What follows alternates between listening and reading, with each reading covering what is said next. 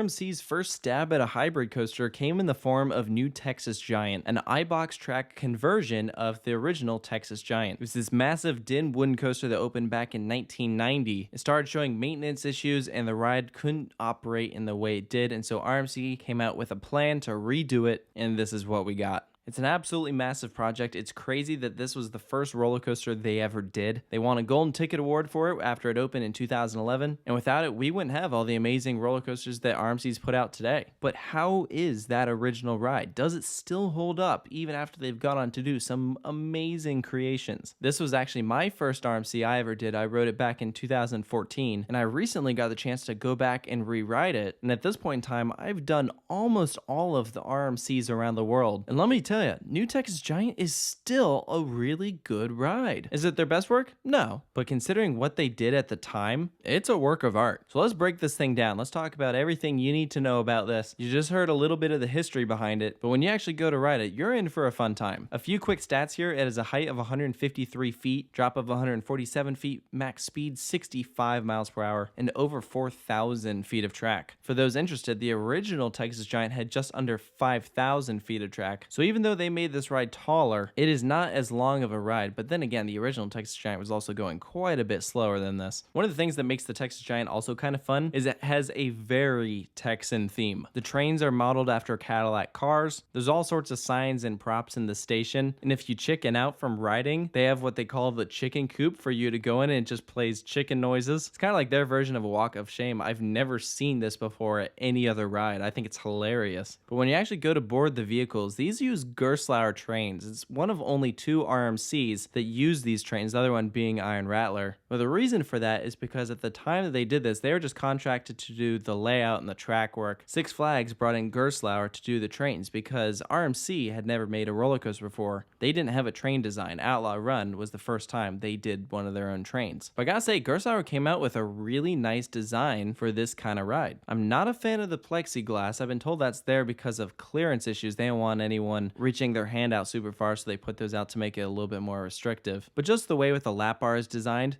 it's a very comfortable seat. So when you roll out of the station, you take a right-hand turn and start up that lift hill. And when you crest over, you see the entire ride laid out in front of you. You kick things off with a 79-degree drop, so almost 80 degrees. Naturally, if you're in the back row, you just get yanked over. And you have to remember, when this came out, I mean, that was the first time anyone had ever felt RMC airtime. I know now it's no big deal because all of the rides feature that, but those ejector moments that are featured on this coaster really were kind of revolutionary. New Texas Giant keeps a great pace as it goes along. You kind of do a double up into a high banking turn, and you kind of duplicate that element again. My personal favorite airtime moment on the ride is after that third high banking turn, that airtime hill right before you hit the mid-course. It's very reminiscent of the airtime hill right before Steel Vengeance's mid-course. It is absolutely insane. I had forgotten just how wild this ride was, and that moment in particular caught me off guard. Now, when you hit that mid-course, you do not slow down at all, so same as Steel Vengeance does. And from here, all of the elements are significantly lower to the ground. You start to head towards the lift hill, and the ride does this funny little trick where you start to go into a hill, and then it's like,